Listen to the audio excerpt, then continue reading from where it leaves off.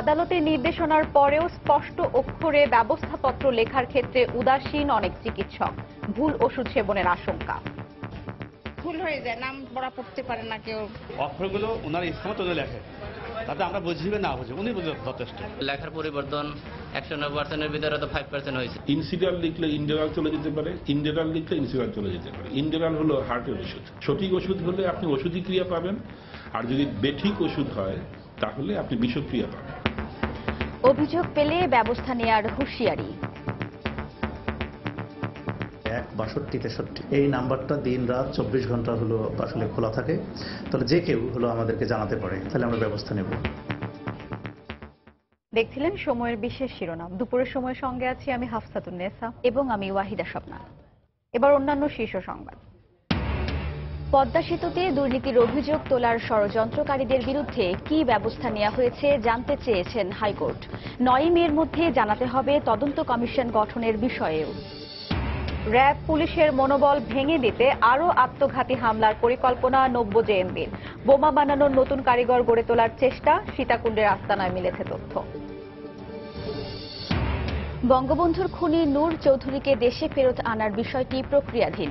কানাডায় স্বরাষ্ট্রমন্ত্রী বললেন, জঙ্গি দমনের সঠিক পথে রয়েছে সরকার। সৌদি আরবে অবৈধ প্রবাসীদের আবারও সাধারণ ক্ষমায় দেশে ফেরার সুযোগ দিচ্ছে দেশটির সরকার। 29 মার্চ থেকে 3 মাস থাকছে বিশেষ এই ব্যবস্থা। এবং দেশে দুধ ও দুগ্ধজাত পণ্যের চাহিদা বাড়লেও নেই কাঙ্ক্ষিত বিনিয়োগ। গ্যাস বিদ্যুতের সংকটই প্রধান বাধা বলছেন উদ্যোক্তারা। পদক্ষেপের আশ্বাস মন্ত্রণালয়ের।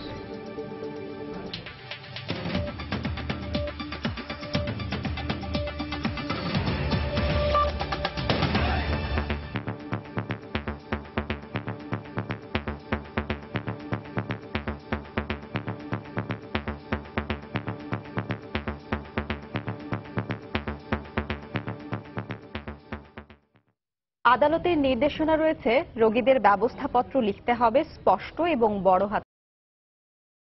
একটা পাল্টায়নি পরিস্থিতি। এখনো বেশিরভাগ চিকিৎসকের লেখা বুঝতে সমস্যা হয় রোগী ও ফার্মেসি কর্মীদের। এতে একদিকে ফার্মেসিতে ওষুধ কিনতে গিয়ে ভোগান্তির শিকার হতে হয় রোগীদের, অন্যদিকে আশঙ্কা থাকছে ভুল ওষুধ সেবনের। চিকিৎসকরা বলছেন, ধীরে ধীরে উন্নতি হচ্ছে পরিস্থিতির। এ অবস্থায় এই সংক্রান্ত যে কোনো অভিযোগ জানাতে 16263 নম্বরে ডায়াল করতে অনুরোধ জানিয়েছে স্বাস্থ্য অধিদপ্তর। এহসান জুয়েলের রিপোর্ট। এই চিত্রটা নিত্য নৈমিত্তিক। টাকা খরচ করে চিকিৎসকের কাছে যাওয়া, তারপর তাদের লেখা ব্যবস্থাপত্র বুঝতে না পেরে আবার ফার্মেসি থেকে ফার্মেসিতে ঘোরা। চিকিৎসকরা তাদের দেয়া ব্যবস্থাপত্রে প্রায় অস্পষ্ট অথবা দুষ্পাট্য অক্ষরে লিখছেন ওষুধের নাম, খাওয়ার নিয়মাবলী। জানিয়ে ভোগান্তির শেষ নেই রোগীদের। লেখার পরিবর্তন 190%-এর ভিতরে তো 5% হয়েছে। ভুল হয়ে যায়, নাম পড়া পড়তে পারে না কেউ। কেউ বুঝতে না পারে, তাহলে কাস্টমারকে আবার ডাক্তারের কাছে ফেরত দিতে বলি।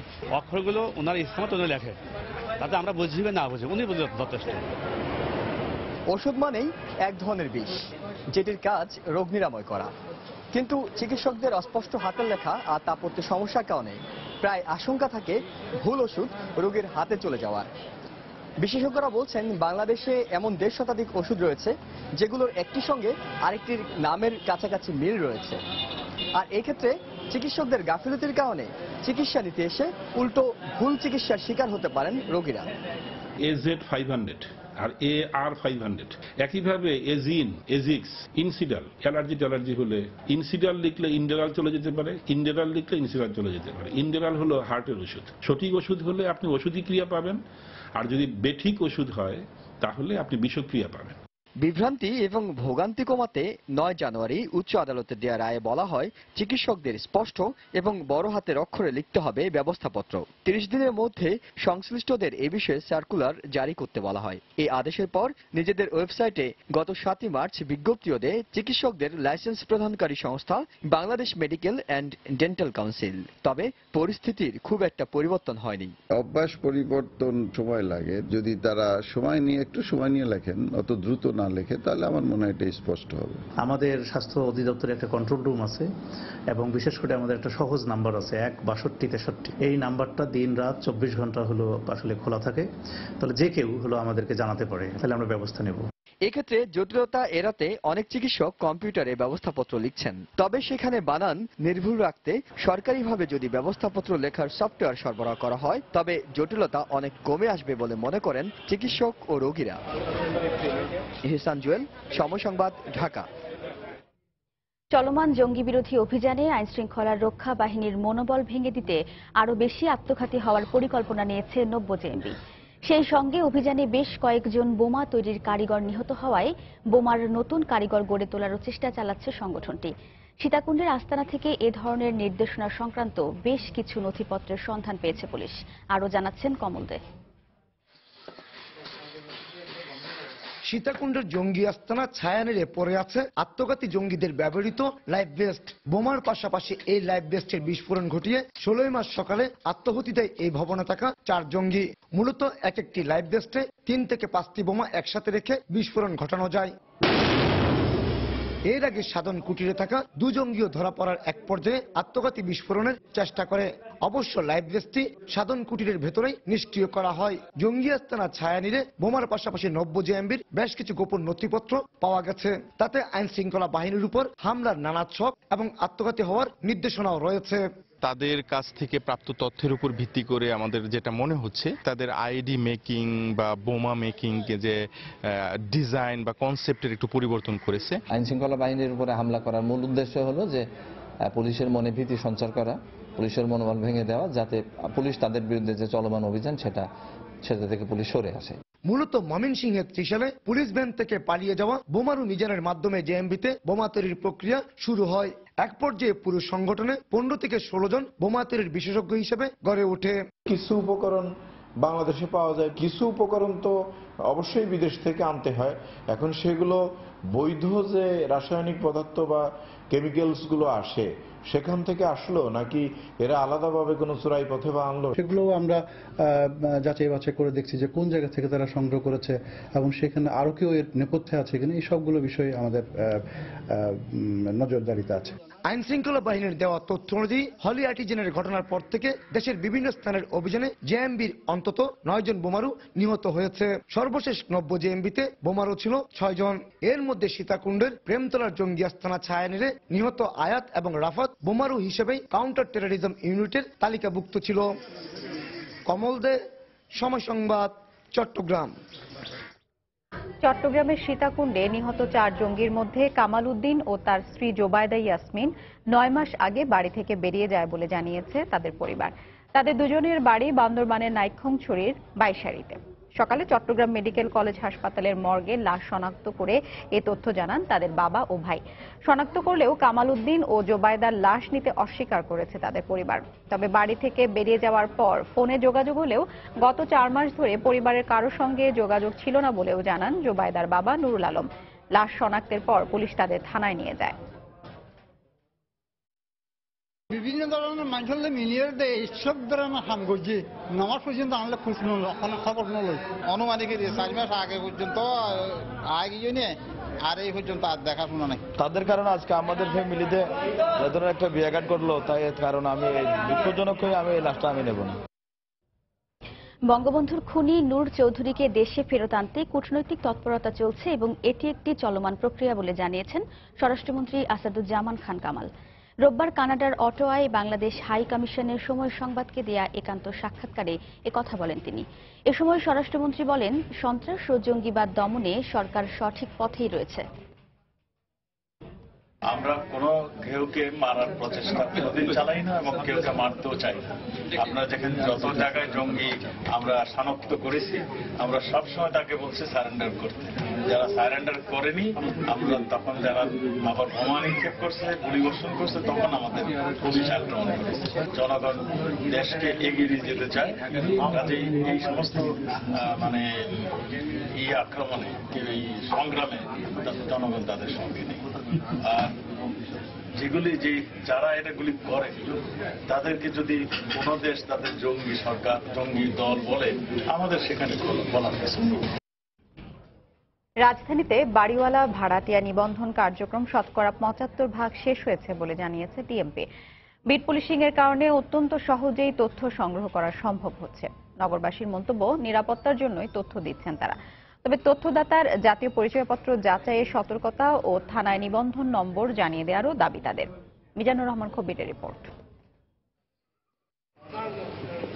ঢাকা মহানগর এলাকার বাড়িওয়ালা ও ভাড়াটিয়া নিবন্ধনের লক্ষ্যে প্রথম দিকে কেবল ফর্ম পূরণে সীমাবদ্ধ থাকলেও গত বছরের শেষ দিকে সিআইএমএস প্রকল্পের আওতায় ডেটাবেস তৈরি করার পদক্ষেপ নেয় ডিএমপি। সংশ্লিষ্টরা জানান, আবাসিক ও বাণিজ্যিক প্রতিষ্ঠানের ভাড়াটিয়াদের ছাড়াও শহরের আশপাশে অস্থায়ী কাঁচা বসতবাড়ি এবং বস্তিতেও তথ্য সংগ্রহ করা হচ্ছে। জনগণ স্বতঃস্ফূর্তভাবেই তথ্য দিচ্ছেন। উঠান বৈঠক এবং ফর্ম বিতরণে জনপ্রতিনিধিদেরও সহায়তা নেওয়া হচ্ছে। অনেক সুবিধা, আমরা ভাড়া থাকতে পারবো, ভাড়া এক জায়গায় আমাকে দিতে নেবে, ভালো মন্দ যাচাই করা যাইবে। ফটোকপি করিয়া 1 কপি রাখতে হইবে আমার কাছে, আর 1 কপি দিতে হইবে। আমি ওইটাই করছি, ওরা যেটা বলছে ওইটাই করছি। পুলিশের ভারপ্রাপ্ত কর্মকর্তা, ঊর্ধ্বতন কর্মকর্তা সহ আমরা আমার যে এরিয়া আছে এখানে বিভিন্ন জায়গায় ভাগ করে করে আমরা ক্যাম্পিং এর মতো করতেছি। যেমন ওই এলাকাবাসীকে আমরা ওখানে ইনভাইট করছি। তবে নগরবাসীর মন্তব্য, তথ্য দিলেও তা সংশ্লিষ্ট থানায় নিবন্ধিত হয়েছে কিনা সে ব্যাপারে নিশ্চিত হতে পারছেন না তারা। এছাড়া সরবরাহ করা ফর্ম কিছুটা সংশোধনের দাবিও তাদের। 3 জনের জায়গায় 4 জন তো হতেই পারে, ফলে ঘরটা বাড়াই দিলে তো সুবিধাই হয়। আমি যে নথিভুক্ত হয়েছি সেটা একটা ডিজিটালাইজ যদি একটা SMS এর মাধ্যমে চলে আসতো সেটা খুব ভালো হতো। কিছু কিছু ভাড়াটিয়া আছে এত তথ্য দিতে চায় না, কোনো সময় দেখা যায় ফেক ভোটার আইডিও ব্যবহার করে। ডিএমপি জানায়, চলতি বছরের ফেব্রুয়ারি পর্যন্ত 22 লাখ ফর্ম বিতরণ করা হয়েছে। এর মধ্যে প্রায় 17 লাখ সংগ্রহ করে ডেটাবেজের আওতায় আনা হয়েছে 14 লাখেরও বেশি ফর্মকে। একটি থানা এলাকাকে কয়েকটি বিটে বিভক্ত করে প্রত্যেকটি বিটে যে সকল অধিবাসীরা রয়েছেন তাদের প্রত্যেকের বাসায় বাসায় আমরা ফর্ম পৌঁছে দিচ্ছি এবং পৌঁছে দিয়ে সেই ফর্মটা তাদেরকে দিয়ে ফিল আপ করে আমরা আবার থানায় নিয়ে আসছি। নিবন্ধনের প্রাথমিক লক্ষ্যমাত্রা পূরণ করে নাগরিকদের আইডি নম্বর দেওয়ার পরিকল্পনা রয়েছে ঢাকা মহানগর পুলিশের। মিজানুর রহমান খবির, সময় সংবাদ, ঢাকা। দুপুরের সময় আরো থাকছে। কুমিল্লায় কলেজ ছাত্রী তনু হত্যাকাণ্ডের 1 বছরেও উদ্ঘাটন হয়নি রহস্য। গ্রেফতার হয়নি ঘাতক, সহপাঠীদের ক্ষোভ। 5 বছরের জেল এবং সর্বোচ্চ 50 লাখ টাকা অর্থদণ্ডের বিধান রেখে নগর ও অঞ্চল পরিকল্পনা আইন 2017 এর খসড়ায় অনুমোদন দিয়েছে মন্ত্রিসভা। প্রধানমন্ত্রী শেখ হাসিনার সভাপতিত্বে সচিবালয়ে মন্ত্রিসভার নিয়মিত সাপ্তাহিক বৈঠকে এ অনুমোদন দেওয়া হয়।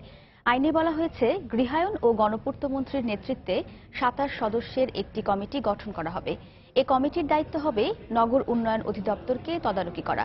এছাড়া 15 সদস্যের উপদেষ্টা পরিষদ থাকবে। আইন অনুযায়ী দেশের যে কোনো জায়গায় স্থাপনা নির্মাণ করতে অনুমোদন নিতে হবে।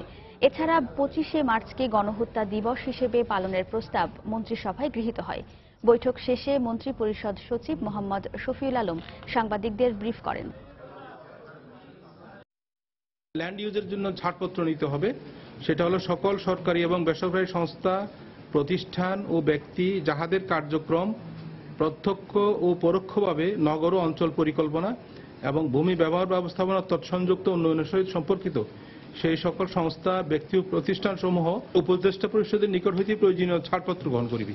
কোনো ব্যক্তি, সংস্থা বা প্রতিষ্ঠান এই আইনের অধীনে প্রণীত পরিকল্পনা ও বিধিসমূহ অথবা এতৎ সংক্রান্ত কোনো আদেশ বা ইস্যুকৃত নির্দেশ লঙ্ঘন করিয়া কাজ করিলে অথবা সরকার বা পরিষদ কর্তৃক প্রদত্ত নির্দেশনাবলী অমান্য করিলে বা পালনে ব্যর্থ হইলে সর্বোচ্চ 5 বছর পর্যন্ত সশ্রম কারাদণ্ড এবং সর্বোচ্চ 50 লক্ষ টাকা পর্যন্ত অর্থদণ্ডে দণ্ডিত হইবে।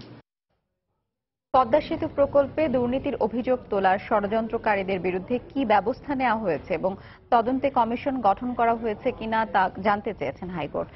আগামী 9 মের মধ্যে এ বিষয়ে জানাতে সরকারকে নির্দেশ দেওয়া হয়েছে।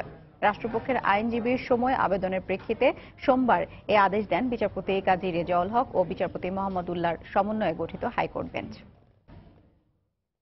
সম্প্রতি পদ্মা সেতু দুর্নীতির ষড়যন্ত্রের অভিযোগটি ভিত্তিহীন ও গুজব বলে এ সংক্রান্ত মামলাটি খারিজ করে দেয় কানাডার আদালত। এরপর থেকেই বিভিন্ন মহলে পদ্মা সেতু দুর্নীতির ষড়যন্ত্র ও বিশ্বব্যাংকের ঋণ বাতিলের সঙ্গে সম্পৃক্ততার অভিযোগ ওঠে নোবেল বিজয়ী অর্থনীতিবিদ ডক্টর মোহাম্মদ ইউনূসের বিরুদ্ধে।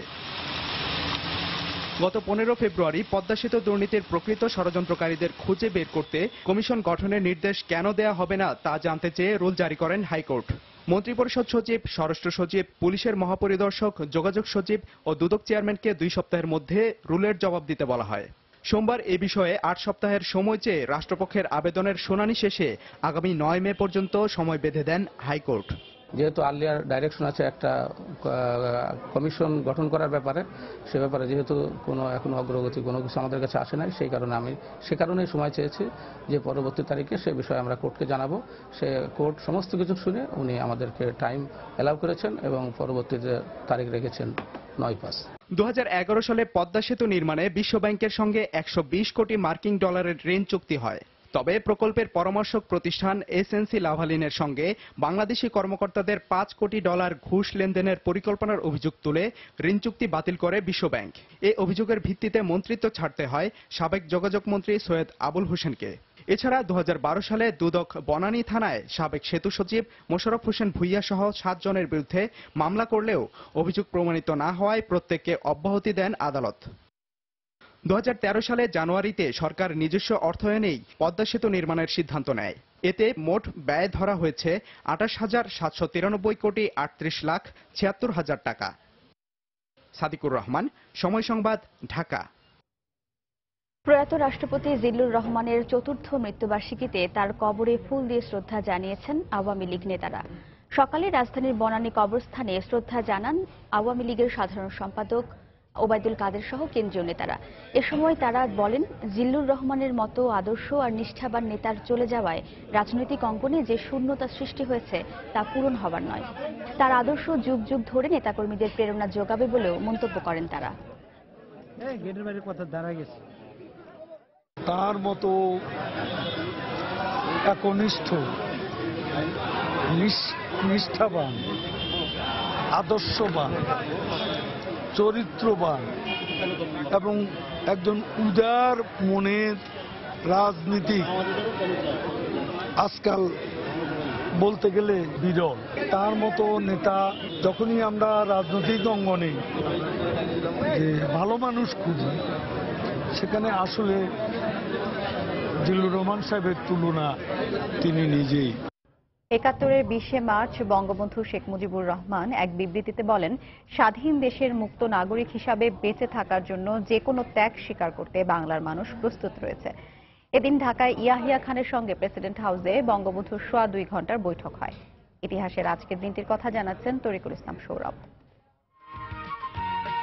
20 মার্চ 1971 বঙ্গবন্ধু শেখ মুজিবুর রহমান ও প্রেসিডেন্ট ইয়াহিয়া খানের মধ্যে 4র্থ দফা বৈঠক হয়। আলোচনা শেষে বঙ্গবন্ধু বলেন, কাল আবার বৈঠক হবে। এদিন বঙ্গবন্ধু শেখ মুজিবুর রহমান এক বিবৃতিতে বলেন, স্বাধীন দেশের মুক্ত নাগরিক হিসেবে বেঁচে থাকার জন্য জনগণ যে কোনো ত্যাগ স্বীকার করতেই প্রস্তুত রয়েছে। শান্তিপূর্ণ আন্দোলন চালিয়ে যেতে সবার প্রতি আহ্বান জানান তিনি। চারুকলার শিল্পীরা স্বাধীনতা পোস্টার বুকে বেঁধে অসহযোগ আন্দোলনে রাস্তায় বের হন। মৌলানা আব্দুল হামিদ খান ভাসানী 23 মার্চ স্বাধীন পূর্ব বাংলা দিবস হিসেবে পালনের আহ্বান জানান। তরিকুল ইসলাম সৌরভ, সময় সংবাদ, ঢাকা। কুমিল্লা ভিক্টোরিয়া কলেজের ছাত্রী ও নাট্যকর্মী সোহাগী জাহান তনু হত্যার 1 বছর পূর্ণ হল আজ। তবে 1 বছরেও হত্যা রহস্য উদ্ঘাটন ও অপরাধী শনাক্ত না হওয়ায় ক্ষোভ জানিয়েছেন তার সহপাঠীরা। আর পুলিশ বলছে মামলার তদন্ত চলছে। কুমিল্লা থেকে বাহার রায়হানের তথ্য ও ছবি নিয়ে ডেস্ক রিপোর্ট। কুমিল্লায় কলেজ ছাত্রী ও নাট্যকর্মী সোহাগী জাহান তনু হত্যার 1 বছরেও শনাক্ত করা যায়নি এ ঘটনায় জড়িত কাউকে। দফায় দফায় পরিবর্তন হয়েছে তদন্ত কর্মকর্তা, তবুও নেই মামলার দৃশ্যমান কোনো অগ্রগতি। তবে তনুর পরিবার এবং সহপাঠীরা এখনো আশা ছাড়েননি। সোমবার সকালে কুমিল্লা ভিক্টোরিয়া কলেজের সামনে মানববন্ধন করেন তনুর সহপাঠী ও কলেজের শিক্ষার্থীরা। অভিযুক্তদের শনাক্ত করে দ্রুত বিচারের দাবি জানান তারা। হত্যাকাণ্ডের সাথে যারা জড়িত তারা যতই উপরের লেভেলের হোক না কেন, ওদেরকে আইনের আওতা নিয়ে আসা হোক। আমরা জবাব চাই, কেন তনু হত্যাকাণ্ডের আজ পর্যন্ত বিচার হলো না? যারা এই কাজটা করছে তারা হয়তো অনেক উপরের লেভেলে, সেই জন্য সরকার বা এদেশের আইন তাদের কোনো ব্যবস্থা নিতে পারতেছে না। আমরা এর বিচার চাই। আমার কাছে খারাপ লাগে যে কি হচ্ছে, যে এটা একটা কি হচ্ছে, একটা সুরাহা হওয়া উচিত ছিল। পুলিশ বলছে মামলার তদন্ত চলছে। এখনো কেন অপরাধী শনাক্ত হয়নি সে বিষয়ে কোনো কথা বলেনি পুলিশ। আমাদের সকল শক্তি নিয়োগ করে আমরা তদন্ত করতেছি, আমরা দেখা যাক এটা ভবিষ্যতে কি হয়। আমাদের কাছে মেলা মামলা 1 বছরও আমরা পারি, আবার মেলা টাইমও লাগে। যেমন বিভিন্ন মামলা তো সময় লাগেই, কাজে এটা টাইমের। আলোচিত মামলা, এটা কি অবস্থা 1 বছর?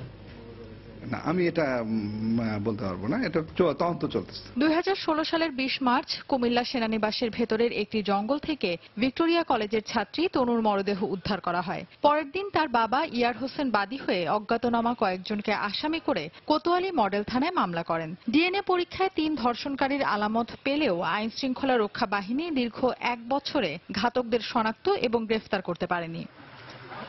সময় সংবাদ, কুমিল্লা। মেঘলা আবহাওয়ার মধ্যেও চলছে কুমিল্লা সিটি নির্বাচনের প্রচারণা। সকাল থেকেই আওয়ামী লীগ ও বিএনপি প্রার্থী কর্মী সমর্থকদের সঙ্গে নিয়ে প্রচারণা চালাচ্ছেন। সিটি কর্পোরেশনের ইপিজেড এলাকার বিভিন্ন পাড়া মহল্লায় নির্বাচনী প্রচারণা চালাচ্ছেন আওয়ামী লীগের মেয়র প্রার্থী আঞ্জুম সুলতানা সীমা। এ সময় বিগত সময়ে কুমিল্লায় আশানুরূপ উন্নয়ন হয়নি উল্লেখ করে এলাকাবাসীর ভাগ্য উন্নয়নে নৌকায় ভোট চান সীমা। অপরদিকে 24 নম্বর ওয়ার্ডের গন্ধামতি, সালমানপুর সহ কোটবাড়ি এলাকায় ভোটারদের কাছে ভোট চান বিএনপির মেয়র প্রার্থী মনিরুল হক সাক্কু। বিগত দিনে উন্নয়ন কাজের দাবি করে আরেকবার মেয়র পদে ভোট চান তিনি। আগামী 30 মার্চ অনুষ্ঠিত হবে কুমিল্লা সিটি কর্পোরেশনের নির্বাচন।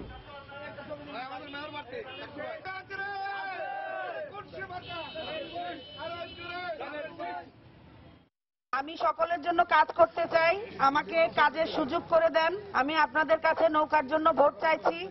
যেখানেই যাচ্ছি সদর দক্ষিণের উন্নয়ন হয় নাই গত 5 বছর, সেটাই শুনছি, কিন্তু এটা হওয়া উচিত ছিল না। এটা চলো, এটা কোনোদিনও আপনি শেষ হবে না। এটা যা নষ্ট হয়েছে এটা করতেছি, একটা নষ্ট হচ্ছে একটা করতেছি। কোনো ওয়ার্ডে বেশি কাম হয়েছে, কোনো কম কাম হয়েছে। দুপুরের সময়ই আরো থাকছে।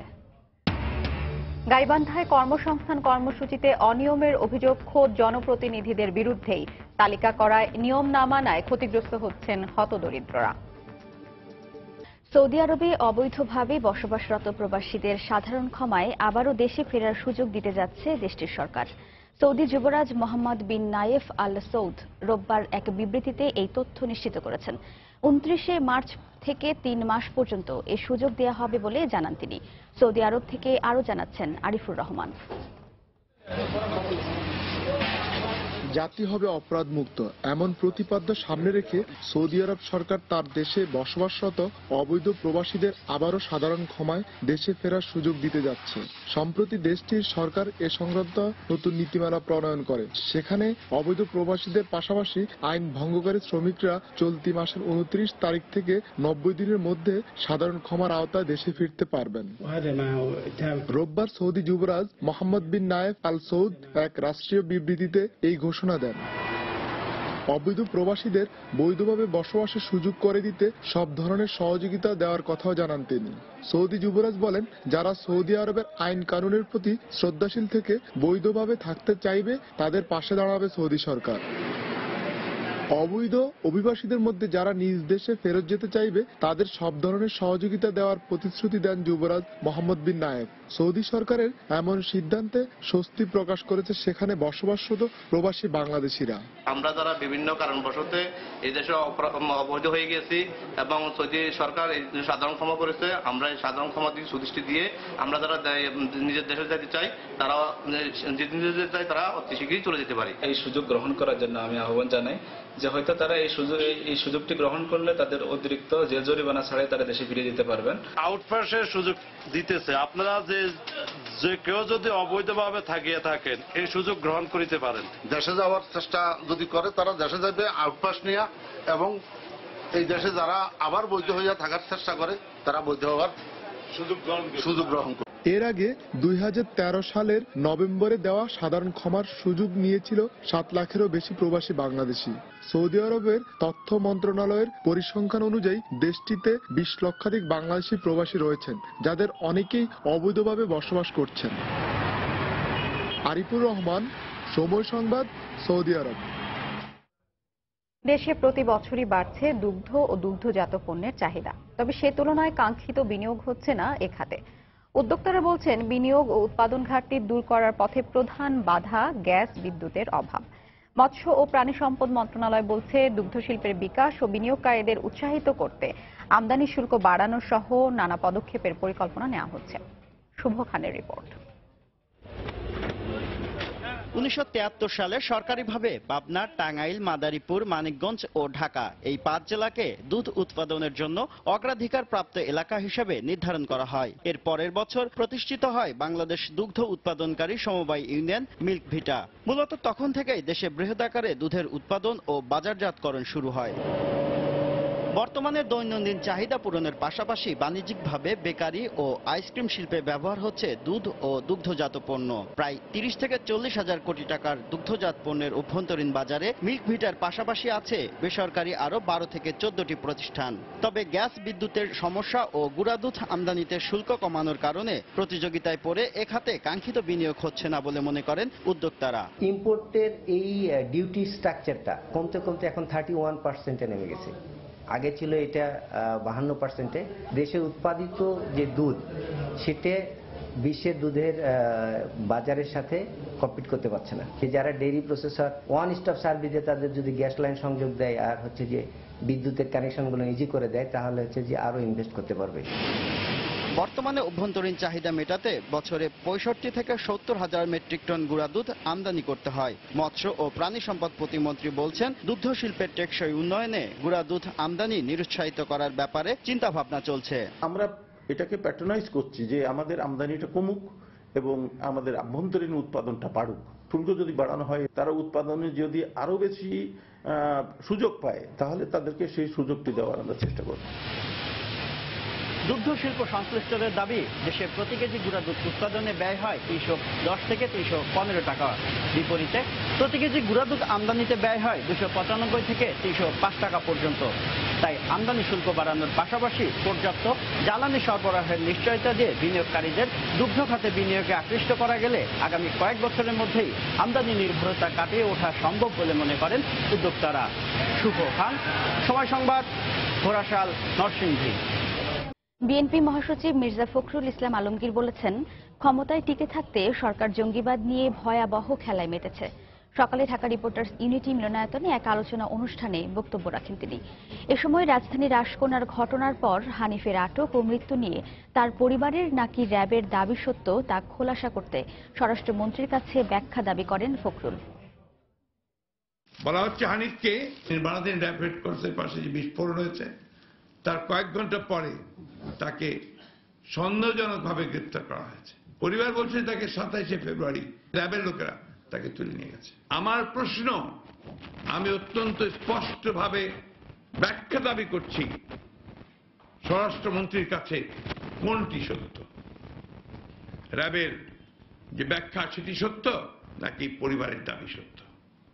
যদি পরিবারের দাবি সত্য হয়ে থাকে তাহলে আমরা কোন দেশে বাস করছি? গাইবান্ধায় অতি দরিদ্রদের জন্য কর্মসংস্থান কর্মসূচিতে অনিয়মের অভিযোগ উঠেছে। নিয়ম অনুযায়ী 2015-16 অর্থ বছরের প্রথম এবং দ্বিতীয় পর্যায়ে অংশগ্রহণকারীদের তালিকা বহাল রেখে উপকারভোগীদের তালিকা প্রণয়ন করার কথা। কিন্তু কোনো কোনো ইউনিয়নে জনপ্রতিনিধিরা এ নিয়ম লঙ্ঘন করায় দরিদ্ররা ক্ষতিগ্রস্ত হচ্ছেন। এদায়েতুল ইসলাম বাবুর রিপোর্ট, ছবি তুলেছেন ওবায়দুল ইসলাম। মলিমা, আলামিন, কাদেম আলী সহ এই নারী পুরুষদের সবাই দিনমজুর। বছরের নির্দিষ্ট একটি সময় কাজকর্ম না থাকায় খেটে খাওয়া অভাবী এই মানুষগুলোর জন্য আশীর্বাদ হয়ে দেখা দেয় সরকারের অতি দরিদ্রদের জন্য কর্মসংস্থান কর্মসূচি। গত বছরও এই কর্মসূচির আওতায় কাজ করেছেন তারা। তাদের অভিযোগ, সংশ্লিষ্টদের চাহিদা পূরণে ব্যর্থ হওয়ায় নিয়ম লঙ্ঘন করে তালিকা থেকে বাদ দেয়ায় বিপাকে পড়েছেন নিরীহ মানুষ। আমরা 10 দিন কাজ করছি, কাজ করার পরে আমার টাকা দিল হলে 4000। আমরা সে চেয়ারম্যান মেম্বারের টাকা দিয়ে আমরা দিবের ভাই নেই, আমাকে সেখান থেকে তুলে দিচ্ছি। আমাদের কোনো ভিডিও কার্ড নাই, বয়স্ক ভাতা নাই, তারপরে জমি জমা নাই। কেন আমাদের বাদ দেওয়া হলো, আমি তাদের বিচার চাই। উত্তরের অভাবী জনপদ গাইবান্ধার দরিদ্র এই মানুষগুলোকে তালিকায় পুনর্বহালের দাবিতে বিভিন্ন দপ্তরে আবেদন করেও ফলাফল শূন্য। এখন তারা খুবই কষ্টে দিন যাপন করতেছে। আমরা চাই আমরা যারা গতবার যারা কাজ করছে তাদেরকে অন্তর্ভুক্ত করা হোক। বিভিন্ন পেপার পত্রিকা কিন্তু উত্তোলন করা হয়েছে এবং এলাকাতে মানববন্ধন করা হয়েছে এবং প্রতিবাদ সভা করা হয়েছে, উপজেলা চত্বরে সমাবেশ করা হয়েছে, কোনো ফলাফল আমরা পাইনি। কিন্তু তাদের প্রতি অবিচার করা হয়েছে কিনা তা খতিয়ে দেখা হবে বলে জানালেন গাইবান্ধা জেলা প্রশাসনের শীর্ষ এই কর্মকর্তা। নিয়মের মধ্যে না থাকে তাহলে আমরা বলবো যে এটি ইরেগুলারিটিস বা অনিয়ম। যদি অনিয়মের ঘটনা ঘটে থাকে সেটি আমাদের নজরে আসলে আমরা ব্যবস্থা নিতে পারবো। বাংলাদেশ ক্ষেতমজুর সমিতি গাইবান্ধা জেলা শাখার দেয়া তথ্য মতে গোবিন্দগঞ্জের নাকাই ইউনিয়নের 136 জন এবং সদর উপজেলার ঘাগোয়া ইউনিয়নের 36 জন গরিব মানুষকে কর্মসূচি থেকে বঞ্চিত করা হয়েছে। হেদায়েতুল ইসলাম বাবু, সময় সংবাদ, গাইবান্ধা। তামাক চাষ ছেড়ে ফুল চাষে ঝুঁকছেন কক্সবাজারের চকরিয়ার চাষিরা। গোলাপ চাষ করে এরই মধ্যে ভাগ্য বদলেছে উপজেলার বড়ইতলী ও হারবাং ইউনিয়নের কয়েকশো পরিবারের। কিছু সুযোগ সুবিধা বাড়ালে ফুল চাষ দেশের অর্থনীতিতেও বড় ভূমিকা রাখবে বলে দাবি তাদের। সুজাউদ্দিন রুবেলের তথ্য ও মোহাম্মদ ফরাজের ছবি নিয়ে ডেস্ক রিপোর্ট। 40 শতক জায়গার মধ্যে গোলাপ চাষ করে আমি 6 মাসের মাথায় আমার পুঁজিটা পেয়ে গেছি। এরপর থেকে লভ্যাংশ যখন আসতেছে আমি আমার বন্ধু বান্ধবকে নিয়ে সবাইকে উদ্বুদ্ধ করলাম যে তোমরা সবাই গোলাপ চাষ করো, গোলাপ চাষের মধ্যে অনেক লাভবান। এভাবেই ক্ষতিকর তামাক চাষ ছেড়ে ফুল চাষ করে নিজের ভাগ্য বদলের কথা জানান চকরিয়া উপজেলার বড়ইতলী ইউনিয়নের মইনুল ইসলাম। 1999 সালে 40 শতক জমিতে গোলাপ চাষ শুরু করা এই চাষির এখন বার্ষিক আয় 10 লাখ টাকার বেশি। বাগানের পরিধিও বেড়ে দাঁড়িয়েছে 3 একর। শুধু মইনুলই নন, ফুল চাষে নিজের ভাগ্য বদলেছেন এই ইউনিয়নের অনেক কৃষক, যাদেরকে 1 দশক আগেও নির্ভর করতে হতো তামাক চাষের উপর। এখন গোলাপ চাষে বেশ সফলতাও পাচ্ছেন তারা। এলাকার শতাধিক বাগানে কাজ করে নিজের বেকারত্ব দূর করেছেন প্রায় 5000 শ্রমিক। দেখলাম বেশ ভালো প্রফিট আসছে, তা আমার তখন তো একটা ইচ্ছে ছিল যে আমি ওই লাইনে চলে আসবো। এটা দেখা যায় কি আমাদের 12 মাস ইনকাম আসতেছে। আমাদের সেল চট্টগ্রামে হয়, তো এখান থেকে আমার অনেক সময় আরো ঢাকাও চলে যায়। গোলাপ আর গ্লাডিয়াস চাষ করতেছি। ফুল চাষটা হচ্ছে লাভজনক। তামাকের গন্ধগুলো সইতে পারতাম না, অসুস্থ হয়ে যেতাম। গোলাপ বাগানে কাজ করতে ভালো লাগে, কোনো অসুখ বিসুখ হয় না। আমরা আগে বেকার ছিলাম, ফুল বাগানে কাজ করাতে আমার কোনো অভাব নাই। ডেলি 300 টাকা 500 টাকা বেতন পাই। রপ্তানি সহ কিছু সুযোগ সুবিধা বাড়ানো হলে ফুল চাষ দেশের অর্থনীতিতে গুরুত্বপূর্ণ ভূমিকা রাখবে বলে মনে করেন গোলাপ বাগান মালিক সমিতির এই নেতা। সরকারের কাছে দাবি জানাচ্ছি, গোলাপ এবং গ্লাডিওলাস, গেন্দা এই ফুলগুলো যদি রপ্তানির সুযোগ সুবিধাটা করে দেয় তাহলে আমাদের জন্য ভালো হবে। তামাক চাষ ছেড়ে চাষিদের লাভজনক ফুল চাষে আগ্রহী করতে নেয়া নানা পদক্ষেপের কথা জানালেন উপজেলা কৃষি কর্মকর্তা। সরকারিভাবে উপজেলা থেকে যতটুকু বরাদ্দ পাই অতটুকু দিয়ে কৃষকদেরকে উদ্বুদ্ধ করে এই তামাক চাষ ছেড়ে দিয়ে গোলাপ চাষ করার জন্য আমরা আপ্রাণ চেষ্টা করে যাচ্ছি। এলাকার 200 একর জমিতে মোট বাগান রয়েছে 2 শতাধিক, আর ইউনিয়নের 20টি গ্রামের প্রায় 10,000 মানুষের জীবিকার প্রধান উৎস হয়ে উঠেছে এই গোলাপ চাষ। সময় সংবাদ, কক্সবাজার। সাবেক পররাষ্ট্র সচিব ও ব্রাজিলে নিযুক্ত বাংলাদেশের রাষ্ট্রদূত প্রয়াত মেজরুল কায়েসের কফিনে ফুল দিয়ে শ্রদ্ধা নিবেদন করেছেন শিক্ষাবিদ, রাজনীতিক, কূটনীতিক, কবি, সাহিত্যিক সহ বিভিন্ন শ্রেণী পেশার মানুষ। সকালে সর্বস্তরের মানুষের শ্রদ্ধা নিবেদনের জন্য তার মরদেহ নেওয়া হয় কেন্দ্রীয় শহীদ মিনারে। সেখানে প্রধানমন্ত্রী শেখ হাসিনার পক্ষ থেকে মেজরুল কায়েসের মরদেহে শ্রদ্ধা নিবেদন করা হয়। পরে শ্রদ্ধা নিবেদন করেন কূটনীতিকরা। একে একে শ্রদ্ধা নিবেদন করেন সম্মিলিত সাংস্কৃতিক জোট, জাতীয় কবিতা পরিষদ, বিশ্ব সাহিত্য কেন্দ্র সহ বিভিন্ন সংগঠন। বাদ আসর গুলশান আজাদ মসজিদে দ্বিতীয় জানাজা অনুষ্ঠিত হবে। আগামীকাল সকালে মরদেহ নেওয়া হবে তার জন্মস্থান কিশোরগঞ্জের পাকুন্দিয়ায়। সেখানে জানাজা ও শ্রদ্ধা নিবেদন শেষে রাজধানীর বনানীর কবরস্থানে তাকে দাফন করার কথা রয়েছে। তার মৃত্যুতে আমরা গভীরভাবে শোকাবিহত এবং তার গুণাবলী স্মরণ করছি। বিশ্ব সাহিত্য সম্পর্কে ওনার পড়াশোনা খুব গভীর পর্যায়ে ছিল। তার চলে যাওয়াটা তাই সকলের মনে একটা গভীর ব্যথা সৃষ্টি করেছে। চাকরি জীবনে একাধিক গুণে গুণান্বিত ব্যক্তিটি হারিয়ে আছে, আমরা শোকাবিহত। 82 গ্রাম একজন হৃদয়বান ব্যক্তিকে হারালেন, জাতি একজন সাহিত্যপ্রেমী, সঙ্গীত প্রেমীকে হারালেন, একজন প্রখর মেধাবী সম্পন্ন ব্যক্তিত্বকে আমরা হারিয়েছি। বঙ্গবন্ধুর জীবনাদর্শ ও তার আত্মত্যাগের ইতিহাস প্রবাসী নতুন প্রজন্মের মাঝে ছড়িয়ে দেওয়ার উপর গুরুত্ব আরোপ করেছেন জাতিসংঘে নিযুক্ত বাংলাদেশের স্থায়ী প্রতিনিধি মাসুদ বিন মোমেন। আর বাঙালির অধিকার আদায়ের সংগ্রাম ও আত্মপরিচয়ের অহংকারকে ধারণ করে দেশপ্রেমে উদ্বুদ্ধ হতে প্রবাসীদের প্রতি আহ্বান জানিয়েছেন মহিলা ও শিশু বিষয়ক প্রতিমন্ত্রী মেহের আফরোজ চুমকি। জাতির জনকের জন্মবার্ষিকী ও শিশু দিবস উপলক্ষে নিউ ইয়র্কে জাতিসংঘ সদর দপ্তরে বাংলাদেশ মিশন আয়োজিত অনুষ্ঠানে বক্তব্য রাখেন তারা। নিউ ইয়র্ক থেকে শিহাবুদ্দিন কিসলুর রিপোর্ট। জাতির জনক বঙ্গবন্ধু শেখ মুজিবুর রহমানের জন্মদিন ও শিশু দিবস উপলক্ষে রোববার শিশুদের জন্য দিনব্যাপী ব্যতিক্রমী অনুষ্ঠানের আয়োজন করে জাতিসংঘে বাংলাদেশ মিশন।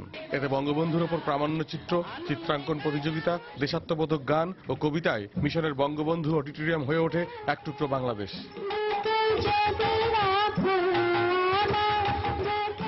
এ সময় নতুন প্রজন্মকে মুক্তিযুদ্ধের স্বপ্নের বাংলাদেশকে হৃদয়ে লালন করে সামনের দিকে এগিয়ে যাওয়ার আহ্বান জানান বক্তারা। প্রবাসে যারা ছোট মনিরা বেড়ে উঠছে তারা যেন বঙ্গবন্ধু সম্পর্কে জানতে পারে আরো ভালো করে, এবং তার জীবনের যে আদর্শ, তার যে সারা জীবনের যে সংগ্রামের যে আদর্শ, সেটা সম্পর্কে তারা একটু উপলব্ধি করতে পারে। বিভিন্ন সময় বাংলাদেশে বিভিন্ন ভুল ব্যাখ্যা দেওয়ার কারণে আমাদের অনেক ইতিহাস বিকৃত করে ফেলার কারণে আমাদের শিশুরা অনেক সঠিক ইতিহাস থেকে বঞ্চিত, কিন্তু প্রত্যেকের উচিত সঠিক ইতিহাসগুলো শিশুদের জানানোর। অনুষ্ঠানে অংশ নিয়ে ভীষণ খুশি প্রবাসে বেড়ে ওঠা নতুন প্রজন্ম। 17 মার্চে হচ্ছে বঙ্গবন্ধুর জন্মদিন ছিল এবং উনি অনেক কষ্ট করেছিলেন যাতে দেশটা স্বাধীন হয়, আর ছিল চিলড্রেন্স শিশু দিবস ছিল, তাই দেখে আমি ছড়া বলেছি, ছবি এঁকেছি, আর আমি ফার্স্ট হয়েছি। আমি আজকে খুব খুশি। ভালো দিন আমার জন্য। Bangabandhu is the father of the nation and I am very proud of that. পরে চিত্রাঙ্কন প্রতিযোগিতায় বিজয়ীদের মাঝে পুরস্কার বিতরণ করা হয়। শিহাবুদ্দিন কিসলু, সময় সংবাদ, নিউ ইয়র্ক, যুক্তরাষ্ট্র। যুক্তরাষ্ট্রের প্রেসিডেন্ট নির্বাচনে ডোনাল্ড ট্রাম্পের প্রচারণার দলের সঙ্গে রাশিয়ার গোপন যোগসাজশের কোনো প্রমাণ মেলেনি বলে জানিয়েছেন দেশটির গোয়েন্দা তথ্য বিষয়ক কংগ্রেসনাল কমিটির চেয়ারম্যান ডেভিড নিউনেস। রোববার ফক্স নিউজকে দেয়া এক সাক্ষাৎকারে তিনি কথা বলেন।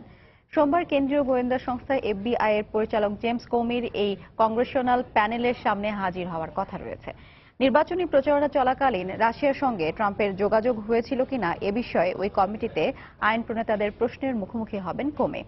সবশেষ মার্কিন গোয়েন্দা প্রতিবেদনে দাবি করা হয় ট্রাম্পের জয় নিশ্চিত করতে রাশিয়া নির্বাচনকে প্রভাবিত করেছিল, মার্কিন গণতন্ত্রের প্রতি জনগণের আস্থাহীনতা সৃষ্টি করতে এবং নির্বাচনকে প্রশ্নবিদ্ধ করতে রুশ সরকার হস্তক্ষেপ করেছিল বলে অভিযোগ ওঠে। যদিও ট্রাম্প ও রাশিয়া শুরু থেকেই এমন অভিযোগ অস্বীকার করে আসছে। এই অভিযোগের কারণে ট্রাম্প প্রশাসনের দুই শীর্ষ কর্মকর্তা জেফ সেশনস ও মাইকেল ফ্লিন তাদের পদ থেকে সরে দাঁড়াতে বাধ্য হয়েছেন।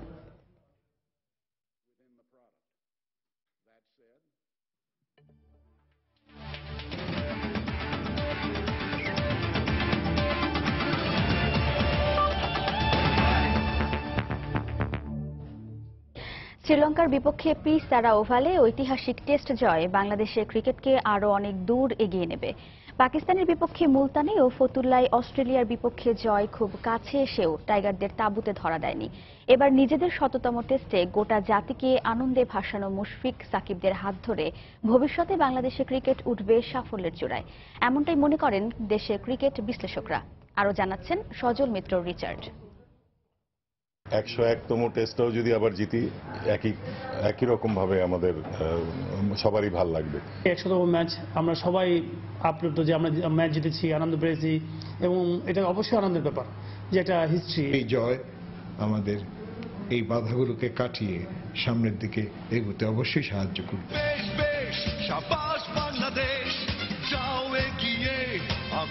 বাঘের গর্জনে আবারও কেঁপে উঠেছে বিশ্ব। নিজেদের পরিণত থাবায় তারা নিয়মিত স্বীকার করে চলেছে ক্রিকেট বিশ্বের পরাক্রমশালীদের, যার সবশেষ নিদর্শন হিসেবে নিজেদের ১৭তম টেস্টে টাইগারদের হিংস্রতার শিকার শ্রীলঙ্কা নামের এক ক্রিকেট সিংহ। ২০০৩ সালে মুলতানে পাকিস্তানের বিপক্ষে ইনজামামের অতি মানবীয় ব্যাটিং জয় বঞ্চিত করেছিল টেস্ট পরিবারের সবচেয়ে ছোট্ট সদস্যটিকে। এর ঠিক ৩ বছর পরই যেন একই দৃশ্যের পুনর্মঞ্চায়ন। ফতুল্লায় ঘরের মাঠে পন্টিং গিলক্রিস্টদের মহাকাব্যিক ব্যাটিংয়ে চাপা পড়ে যায় শাহরিয়ার নাফিসের বীরত্বগাথাময় ইনিংসটি।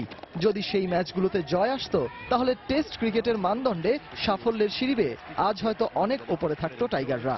খেলার যথেষ্ট স্ট্যান্ডার্ড ছিল, সেটাকেই আমরা তুলে ধরেছি, সেটা দিয়েই আমরা টেস্ট স্ট্যাটাস পেয়েছি। আমার কাছে মনে হয় যে ইমপ্রুভের পরিমাণটা আমাদের অনেক কম, যেটা আমাদের হয়তো আরো আমরা ইমপ্রুভ করা উচিত ছিল। কিন্তু সেই সব ভুলে গিয়ে লঙ্কানদের বিপক্ষে এই জয়কে পুঁজি করে এবার ক্রিকেট শ্রেষ্ঠত্বের চূড়ায় উঠবে টাইগাররা। পেছনে ফিরে তাকানোর সময় যে বড্ড কম। টেকনিক্যাল জায়গাগুলোতে আমরা হয়তো মিস করছি। আই হোপ যে বাংলাদেশ টিম এই মিস্টেকগুলো যত কম হবে ওদের ভবিষ্যতে আমরা তত তাড়াতাড়ি ইমপ্রুভ করতে পারবো। এই দলই যদি আরেকটু ম্যাচুরিটি হয়, এখন ২-১ ছাড়া বাকি যারা, তখন একটা ম্যাচুরিটি আসলে এই দল দিয়েই আমরা অনেক কিছু আশা করতে পারি। ১৭তম টেস্টে জয় টাইগারদের ক্রিকেট ক্যানভাসে এর চেয়ে পরম তৃপ্তি আর চরম সুখানুভূতি হয়তো এই মুহূর্তে আর কিছুই হতে পারে না। ভুলের গল্প ভুলে দেশের ক্রিকেট বাগানে এখন শুধুই সাফল্যের ফুল। এমন অবিস্মরণীয় জয়ে ক্রিকেট বোদ্ধারাও তাই আর পেছনে ফিরে তাকাতে চান না। সজল মিত্র, রিচার্ড, সময় সংবাদ, ঢাকা। লা লিগার খবর।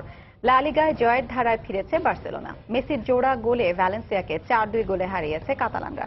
এ জয়ে 28 ম্যাচে 63 পয়েন্ট নিয়ে দ্বিতীয় স্থানে আছে এনরিকের শিষ্যরা। ন্যু ক্যাম্পে ম্যাচের শুরু থেকেই আধিপত্য ছিল বার্সেলোনার, তবে 29 মিনিটে বার্সাকে হতাশ করেন মাঙ্গালা। ড্যানিয়েল পারেহোর কর্নারে মাথা ছুঁয়ে তার দ্রুততার সঙ্গে জালে জড়ান এ ফরাসি ডিফেন্ডার। সফরকারীদের লিড নেয়ার এ আনন্দ দীর্ঘস্থায়ী হতে দেননি লুইস সুয়ারেজ। নেইমারের থ্রোয়িং আর উরুগুয়ানের দুর্দান্ত শটে ম্যাচে সমতা ফেরায় বার্সেলোনা। ম্যাচের 44 মিনিটে সুয়ারেজ টাই করে ভ্যালেন্সিয়া। প্রথমার্ধের যোগ করার সময়ে মনির এল হাদ্দাদির গোলে সমতা ফেরায় তারা। তীব্র প্রতিদ্বন্দ্বিতার লড়াইয়ে ম্যাচের 52 মিনিটে মাসচেরানোর পাসে গোল করে বার্সাকে এগিয়ে নেন মেসি। এরপর বেশ কিছু সুযোগ নষ্ট করেন নেইমার ও সুয়ারেজ। দুপুরের সময় এ পর্যায়ে শীর্ষ সংবাদ জানিয়ে দিচ্ছি আরেকবার। পদ্মা সেতুতে দুর্নীতির অভিযোগ তোলার ষড়যন্ত্রকারীদের বিরুদ্ধে কি ব্যবস্থা নেওয়া হয়েছে জানতে চেয়েছেন হাইকোর্ট। 9 মের মধ্যে জানাতে হবে তদন্ত কমিশন গঠনের বিষয়েও। র্যাব পুলিশের মনোবল ভেঙে দিতে আরও আত্মঘাতী হামলার পরিকল্পনা নব্য জেএমবির। বোমা বানানোর নতুন কারিগর গড়ে তোলার চেষ্টা, সীতাকুণ্ডের আস্তানায় মিলেছে তথ্য। বঙ্গবন্ধুর খুনি নূর চৌধুরীকে দেশে ফেরত আনার বিষয়টি প্রক্রিয়াধীন। কানাডায় স্বরাষ্ট্রমন্ত্রী বললেন, জঙ্গি দমনের সঠিক পথে রয়েছে সরকার। সৌদি আরবে অবৈধ প্রবাসীদের আবারও সাধারণ ক্ষমায় দেশে ফেরার সুযোগ দিচ্ছে দেশটির সরকার। 29শে মার্চ থেকে 3 মাস থাকছে বিশেষ এই ব্যবস্থা। এবং আদালতের নির্দেশনার পরেও স্পষ্ট অক্ষরে ব্যবস্থাপত্র লেখার ক্ষেত্রে উদাসীন অনেক চিকিৎসক। ভুল ওষুধ সেবনের আশঙ্কা, অভিযোগের ভিত্তিতে ব্যবস্থা নেওয়ার হুঁশিয়ারি।